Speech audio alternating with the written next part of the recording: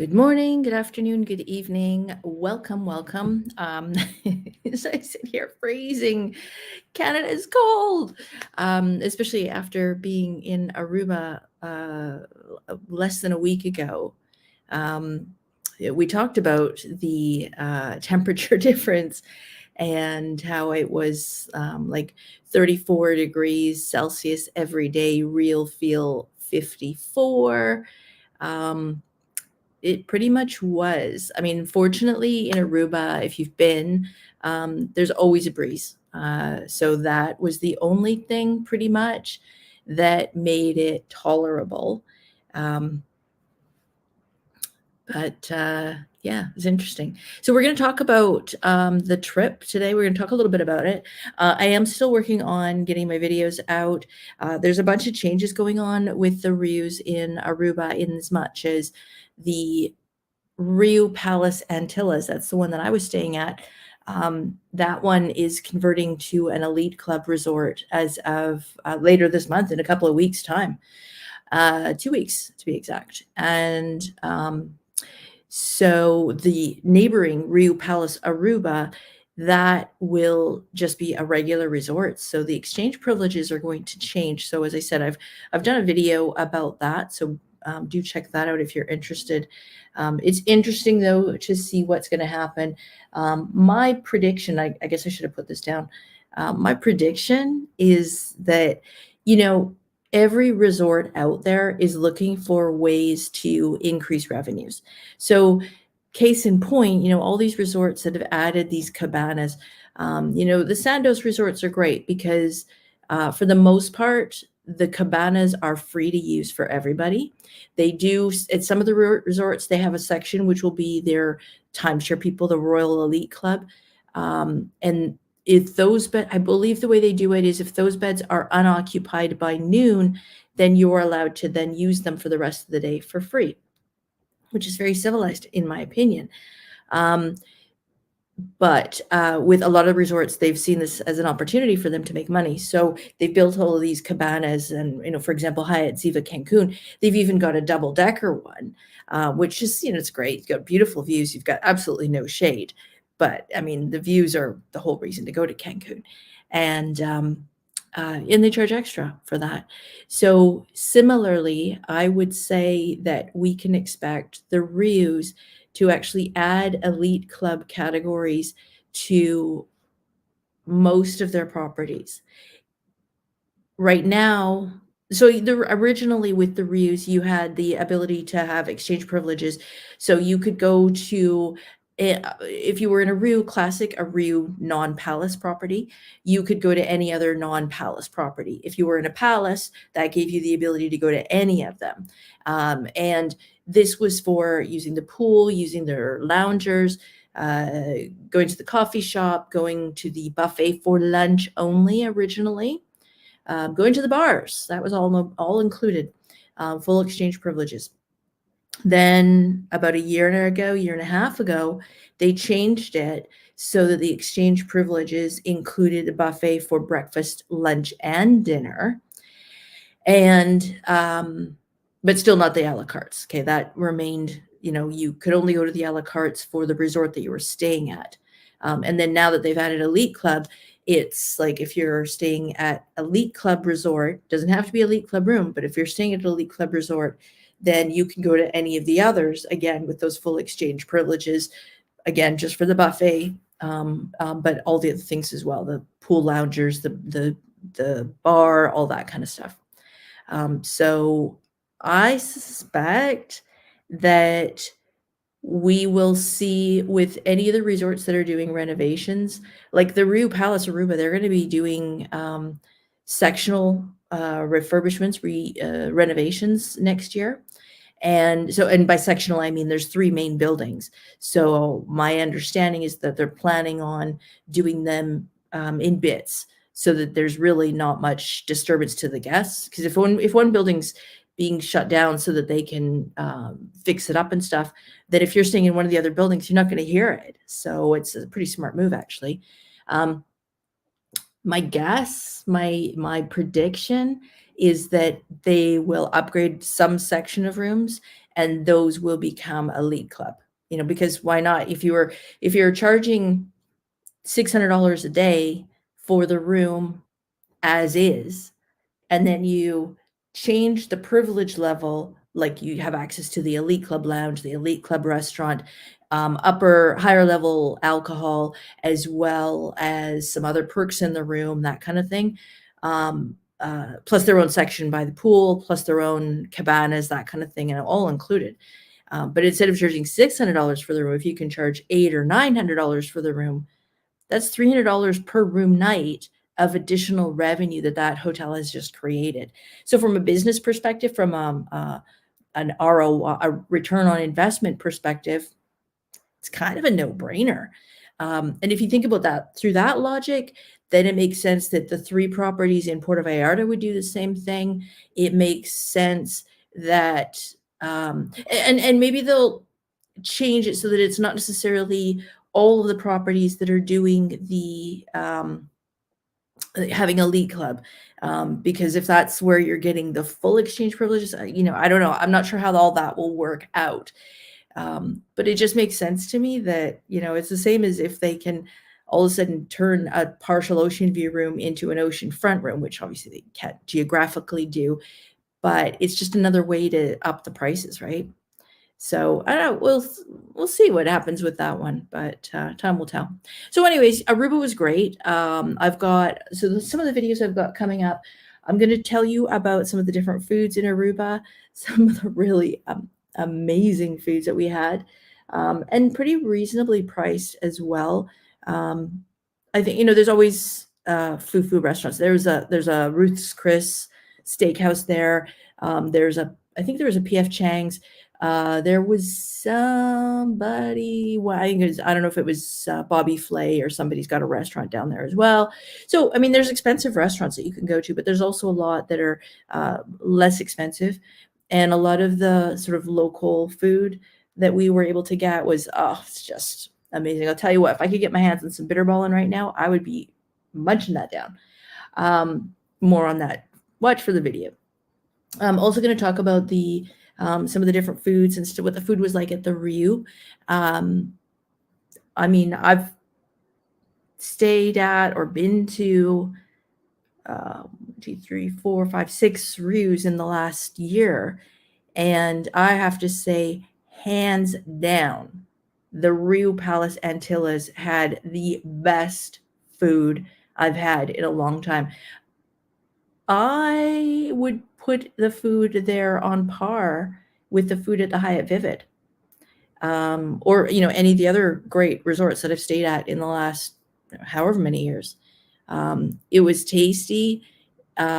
Portions were a little bit large for my liking, but for most people, those would be considered normal size, I guess. But the food was really good. Like I said, like lobster on the menu at almost every a la carte restaurant. So, and at the buffet, it was only one night a week, but prawns for sure were almost every day at the lunch buffet or the dinner buffet or both. But they had a steak and lobster night one night. So they were grilling up, I think they had 3 or 4 kinds of steak as well as lobster. And it was, just to help yourself. So everybody had a lot of smiles on their faces that night, I can tell you. We did rent a car and toured around the whole island. So I've got a fun video about that coming up. It's a case of, all these videos, trying to get them edited and posted with the upcoming trips that I've got. I don't want to be posting 3 videos a day because that's a bit too much, sort of shoving it down your throat. But I'd like to get the stuff out, but I also don't want to rush it through and not edit it properly. So, but anyways, I've got a full review on the Riu, as well as even just showing you the grocery store. Is kind of neat to just show you some of the prices and how that compares.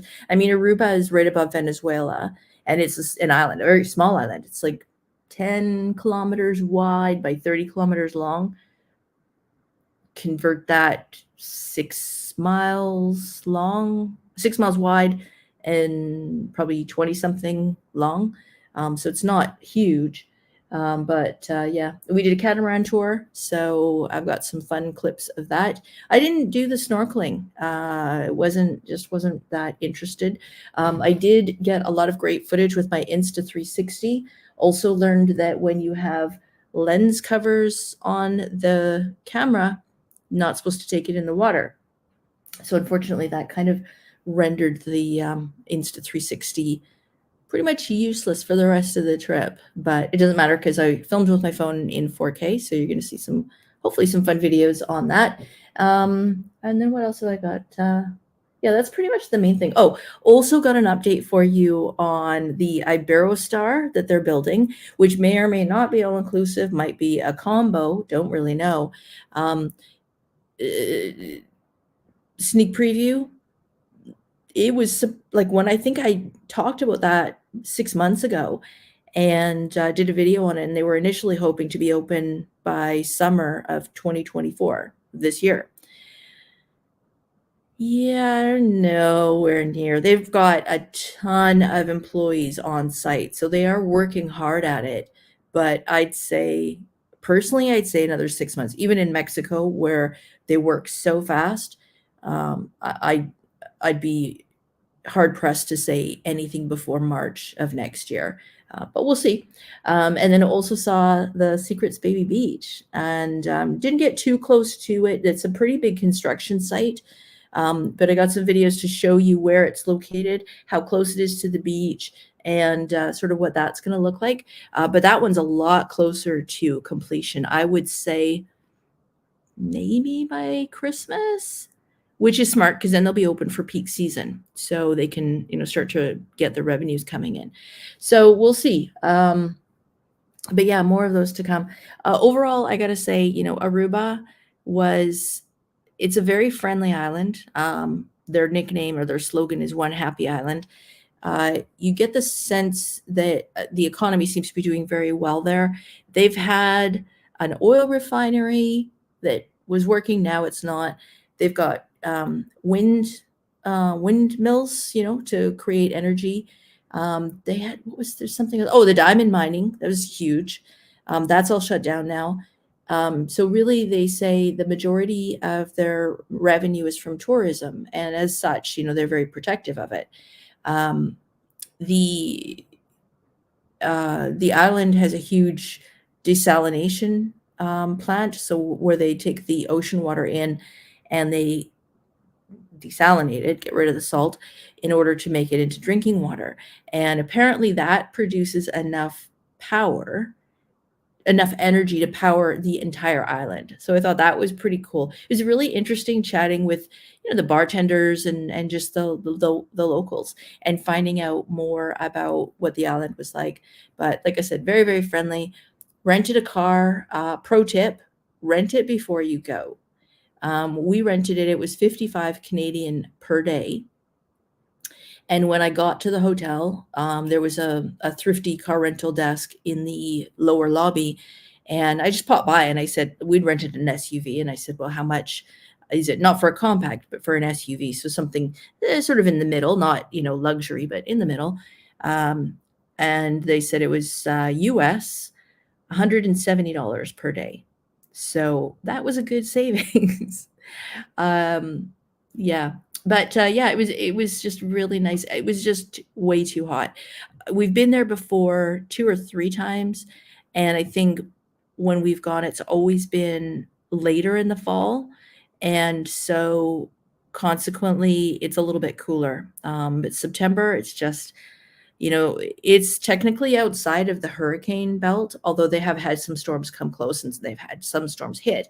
But because it's so low, so close, right above Venezuela, as they say, that the hurricanes tend to come in and then they start to swing up, just like Hurricane Kirk is doing right now.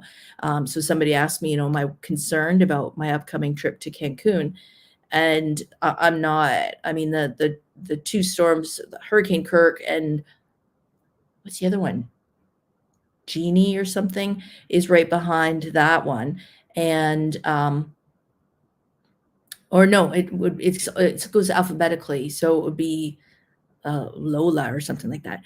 Anyways, they're so far east, that what is happening is the winds are pushing it up. And again, is this part of the whole switch between El Nino and La Nina? I don't know. And that's where, of course, where the winds are going to change. So we'll see. But once again, if we look back on those predictions of the hurricane season, predicted huge, big storms, lots of storms, not much going on. So that's all good news, all good news. So I do have a bunch of videos coming up about Aruba, so I'll be sharing those with you. And if you have any questions about Aruba, let me know. It's a pretty expensive place to go, in as much as the hotels are not cheap. Eating and drinking out on the island, about the same as home. Like I said, the grocery store, I'll show you the grocery store prices, but pretty reasonable. Some stuff was stupidly expensive. Clamato juice. That's my only complaint, quite frankly, about the Riu is that you could not get Clamato juice for love nor money. Now, there was a grocery store that was about probably a 25-minute walk from the resort. We decided after a few days in the heat that was just way too far for us to walk at any given point. But they did have Clamato juice available. There was some, I don't remember, we didn't actually double check the price in the grocery store, which was stupid. But checking it at the some of the local shops in the northern part of the island where we were staying, Palm Beach, a bottle about this big, which should be about 12 ounces, maybe half a liter, not even half a liter, was $14 US. So suffice it, I was drinking Bloody Marys, not my favorite. But pro tip, if you're ever stuck at a resort like that and you really fancy a Clamato, a Caesar, Bloody Caesar, I have them make you a Bloody Mary, but have them top it off with a little bit of orange juice. I don't know why, but it actually makes it taste more like a Caesar. So give that a try. New favorite drink. What was really cool at the Rius is they had the slushy machines, so pre-made pina colada, mango slush, the blue one, a curacao drink, and I think it was another one of pina colada mix. So there's 4 machines, altogether. And what was really tasty was having half pina colada, half mango, and dark rum. Tell you what, if you have the opportunity, try that. Absolutely delicious. And in that hot weather, very refreshing. So give that a try. I call it a mango pina colada, but definitely in the dark rum. Tasty. And I actually don't even like rum, but it was very, very nice. So lots more videos coming out about that. And I did ask you guys at the beginning, why is my mouse not working? There you are. So when you're, where's my comment? Where did my comment go? I posted a comment. That's weird. That is so weird. Anyways, I posted a question, and it was basically what I wanted to know is, when you go on vacation, what vacation food are you most looking forward to? Like, for example, I said in Mexico, if I'm going to Mexico, what I most love is having the authentic taco chips, the thick ones that you can actually scoop the salsa and it doesn't break, like the really thin wafery taco chips that we get up here. That with some pico de gallo salsa and fresh guacamole. Love it. That's definitely one of the things. Aruba, I was super looking forward to croquettes, which is like, it's almost like a sort of mashed up beef stew. And I think there's a little bit of cheese in there. And then they freeze it, and then they bread it, and they deep fry it. Super healthy, not, but super tasty. Bitterballen is very similar, but it's just like little meatballs. And again, I think there's some cheese in there or something, but super tasty. Or gravy even is almost what it comes out like. Those were the 2 main things that I was looking forward to there. Pastiche is also good. Pastiche is like a doughy empanada. I mean, every country's got their version, right? Whether it's a Jamaican patty, a Colombian, Venezuelan, Ecuadorian empanada, or pastiche is the sort of Dutch version, but super tasty. Oh, hello, Bojangles. Looking forward to anything that I don't have to clean up or cook or clean up after. Well, there's that too. Yeah, it was, yeah, it's always nice to be able to just grab and go. At the cafe, they had, of course, they had the usual ridiculously delicious looking cakes. But in the mornings, they would have little mini croissants with ham and cheese in them, or you could get little mini bagels with salmon lox and cream cheese. And what was the other thing? Oh, chocolate croissants. And I don't know really how they make these, but there was chocolate in the middle, and because they were keeping them in the deli counter, it was cool. And so you would eat it, and of course, it's a croissant. I mean, you might as well eat it over top of a napkin or something, or wear a bib, because you're just gonna get the crumbs everywhere. But when you bite into it, in the middle is chocolate, and because like I said, it was cold, it was crispy. Like, it's like chewing into biting into a chocolate bar. So that was very delicious. Oh, I didn't even do this. There we go. That's what we're talking about, in case you didn't know. So now that I've done that, we're going to move on to the next topic. So this was a fun one. I just saw this recently. The bucket list. You've all heard of bucket list before, and of course the scenario there being, make it your thing, that whatever you want, that you would dream of doing. And if all of a sudden you come into a bunch of money, then this is the trip that you would take. Well, the other type is the what rhymes with bucket, and that would be the F-it list. And the idea is it's kind of a carpe diem kind of mindset, like seize the day, right? Spontaneous, fun, and liberating, prioritizing living in the moment. So this is what a lot of people are starting to do. And I think that's fair. I mean, the last few years have been hard, challenging. And so I think that there is truly a sense of, do it if you can. Travel, who knows what the future holds. So take advantage and, travel now. So that it's an interesting concept. And I don't know, I mean, would you do something sort of spontaneous like that? Or do you like to just have it planned out, budgeted out? I mean, I don't per se, I don't sit down at the beginning of the year and look and allocate a travel budget and then plan accordingly around that. I'm pretty much like, Tammy, if you're watching, Tammy will message me and she'll say, hey, I found this great itinerary for a cruise and it's leaving in 3 months. Do you want to go? Okay. I don't know. Are you like that? Are you spontaneous? Do you sit down in January and plan out your expenses for the year?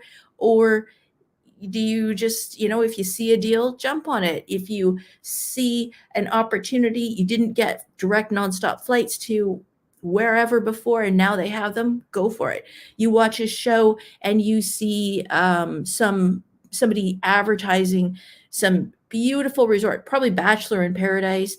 They tend to do a lot of the stuff where they're showing amazing resorts, and you look at it and you go, was it Avante or whatever? In Puerto Vallarta, they show a lot of, I think that's more Bachelor in Paradise. But you see these resorts and it's like, yeah, I want to go. Oh, there she is. Yeah, let's go. Rock and roll. And also, with the cruise itineraries, that's a big one. If you like cruising or you're not against cruising, that's an interesting one, because with cruising, it's all about it's the itinerary, seeing the different destinations. And, so for example, Tammy and I are going on a cruise in January, and it's going to some pretty cool destinations. We're going to go to Marigot, which is on St. Martin. We're going to St. Martin, but we're not going in where the cruise ship goes in Phillipsburg. We're going into Marigot, where we'll tender in.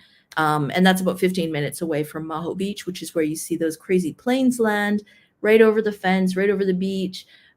So that's where I will be for the day. I was a big fan of the TV show Death in Paradise, which was it was not a reality show, it was a fictional show of a police constable an English police constable who had been relocated to the Caribbean, and his sort of plights along the way. And, he's sort of an affable character, but a bit sort of, what's the word? No, kind of goofy. And so the show has been on for I don't know how many seasons, still running. It was filmed on Guadeloupe, which is one of the destinations that we're going to go on this cruise. But they call it I don't know, some French island. I forget the name of the island that they pretend it is, but so it's kind of like seeing movie sets and stuff like that. But so if you saw a cruise like that and it was a show that you really, really enjoyed, would you say, oh, well, that's definitely a cruise that I want to take? I'm kind of motivated by stuff like that. Why not? You gotta travel for a reason. So why not? Okay, so this is another one I read about recently, travelers relying more on social media. So there's an article that basically said, was it out of people who were 55 years and younger, about 66% of them would use YouTube, Instagram, that kind of thing to investigate and research their trip before booking it. Whereas for people 55 and up, what's this? Oh, Summary. Yes, thank you. Oh, yeah, obviously you watched the show. Still running, like I said, still going with the seasons. Yeah, so that's Guadeloupe. So it'll be interesting to tour around that and see what it looks like. So stay tuned for videos on that. But yeah, the social media thing, they're basically saying, yeah, for people 55 and older, that still it's more than 50% of them are relying on YouTube videos and stuff like that for research. And it was funny because twice while I was at the resort, one woman comes up to me and she's like, hey, do you do the videos? And I'm like, yeah. And so she'd been watching my videos for a couple of years. So she knew that I'd been to the Rio before. And so she'd use that as some of her research for trips. And also she's going to the Hyatt Vivid I think she's going in November. And so she's looking forward to my videos because I'll be there next week. Yeah. Wow. Just like that. Yeah. And then another couple who, they've been following me for 2 or 3 years and actually planning their trips, looking at where I've been and what my reviews of resorts have been. So that's kind of cool. That's part of the reason why I do all this. I want to help you guys out and give you information. Initially, it was because I was booking so many destination weddings and I wanted to help, brides to be able to see what the actually resort looked like. Now, I'm not going to show you some marketing video of like, here's the drone footage and some couple dancing around and doing a candlelight dinner and all this kind of stuff. I'm going to show you what it looks like. It might not be 100% pretty, but it's a reality. And I think we never expect things to be 100% when we go to a property. But you kind of want to know if it's like 100% or 20%, right? And I'll be honest, like I did not have huge expectations for the food at the Rio Palace Antilles, sorry. I expected it to be okay. I expected it to be okay to mediocre, if I'm completely honest with you. And it was good. So I was impressed by that. I mean, notwithstanding the ingredients, I mean, they had beef fillet on the menu at, I think, 2 or 3 different places. So yeah, and so I'm glad that what my videos have been able to help people. I guess is what I'm trying to say in the long run. But anyways, yeah, enough blathering on about that. So amateur docu-trips. Okay, this is a fun one. And I think, look, if I had, an extra, I don't know how many tens of thousands, this would be kind of cool. So the idea is it's, what do they call it? Memoirs in Motion is one of the companies that does this. It's basically luxury travelers, what they're doing is they're hiring professional film crews to follow them around, kind of like these reality shows, Housewives of Beverly Hills or whatever else, where the camera crews are just following and filming and filming and filming and filming, to the point where it works well, especially if you're not used to being on film, because after a while you don't notice them and you're natural. It's difficult though, because when somebody's filming you, the idea is they don't want you looking directly at the camera, because otherwise that looks pretty faked, right? Unless you can kind of build that in. But with this, what they're doing is people who've got money, they're doing these luxury trips, they're hiring professional film crews, and they're basically documenting the trip. So with Cooks and Adventures is one of the companies that does this.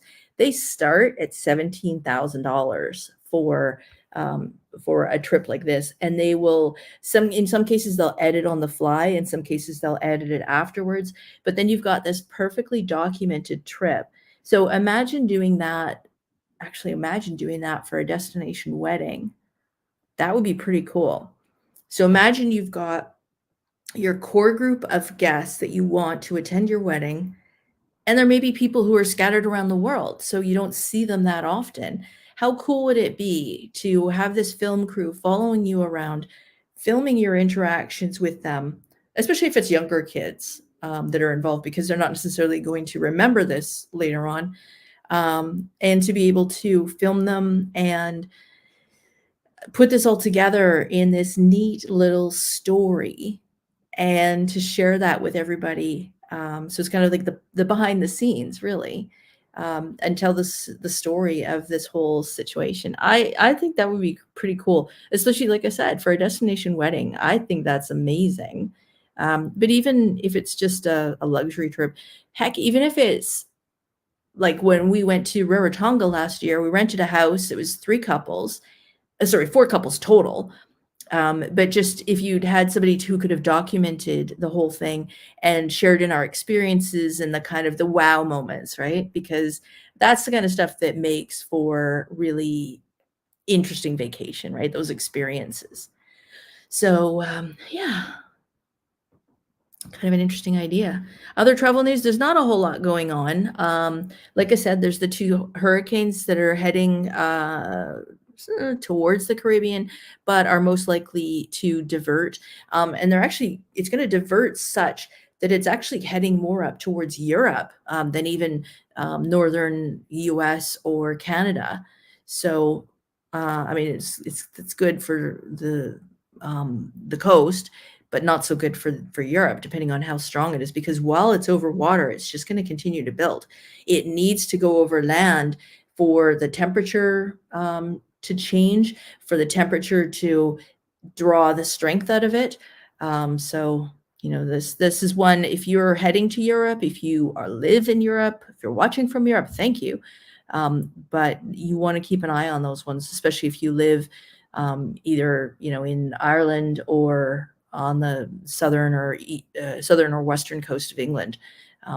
That could be challenging, or even Portugal. I don't know. Difficult to say which path it's going to take, but those are definitely ones to keep an eye on.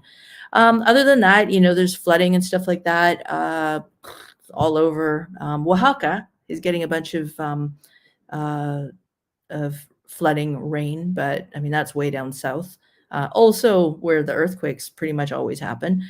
So yeah, maybe Huatulco's maybe on the, not right now, but beautiful place to visit, that's for sure. Yeah, and other than that, it's just, with all the fighting all over the place, the mini wars that are going on, more and more they're saying to avoid airspace. So, again, if you're planning a trip from North America to Europe, or, into that area, you might find that you're having to do a connecting flight, or that your flight is taking longer because they're having to change the flight path to avoid flying over certain countries. So, yeah. So that's kind of all I have for you this week. Next week I will be, okay, so this is fun. So next week, Saturday I fly into Cancun. I'm going to be staying at Dream Sands. Sunday, I switch over to Breathless Cancun Sol. That should be interesting. They've got 3 pools, 2 of which are rooftop infinity pools. Very curious to see what that's like. Also, some really interesting activities that they have there, and apparently they're going to be showing us some interesting stuff. I'm going to be back at Hyatt Vivid on Monday for a few hours as part of this trip. So who knows what we'll see there, whether it will be at the main hotel, the rooftop, or the beach club. I really don't know what the plan is. And then, was it Tuesday, we switch over to Costa Mujeres to Secrets Playa Blanca, which Tammy, you've been there. You said it was absolutely gorgeous. So I'm really looking forward to sharing that with you. It's a sort of more of a sprawling property, but because it's up, like it's across from where is it? So for me, it would be like, okay, so if this is Isla Mujeres, and this is sort of the Cancun coastline, it's this way. So basically the estimation is that this is an area that is going to be pretty much devoid of Cancun because of the way the currents go. So we'll see. I'll check it out. I mean, there's been a lot of rain, and of course they just had the hurricane Helena that went through a week and a half ago, 2 weeks ago. So, we'll see what it's like, but it's supposed to be a pretty amazing hotel. They have 4 pools there. Again, these are all adults. It's like Dreams is family, but the other 3 properties are going to be adults only. So we'll see what that's like. Even the beach is amazing there. Should be more open now for you as well compared to when you were there in April. Yeah, because it had just opened. So yeah, I'm curious to see what it's like. I'll have to chat with you before I go, Tammy, and just find out if there's any insider tips on things to showcase. But I'm going to be posting on Instagram as well as I'm going to do TikTok. I already got that couple things lined up for that. But the main thing for me, as you guys know, is always YouTube. So room videos, buffet videos, and as much as the time's going to be limited, I'll try to get out and show you the resort and show you the beaches and the pool areas, that kind of thing. So Wednesday is the wrap up of the work portion of this trip. And then I've got 2 nights at the Hyatt Vivid in Cancun. So Wednesday, that's transition day. I think what I will do is on Wednesday, because Wednesday's live day. So we'll go live. It'll be a 9 a.m. Cancun time, which is currently Eastern Daylight Time. So 9 a.m. It's like 6 a.m. BC time, Pacific time, 9 a.m. Eastern time. And the reason I know, sorry guys, to change the times up all the time, but the reason is because I want to get out there and show you the beach and the pool areas before all the people are there, because I don't film.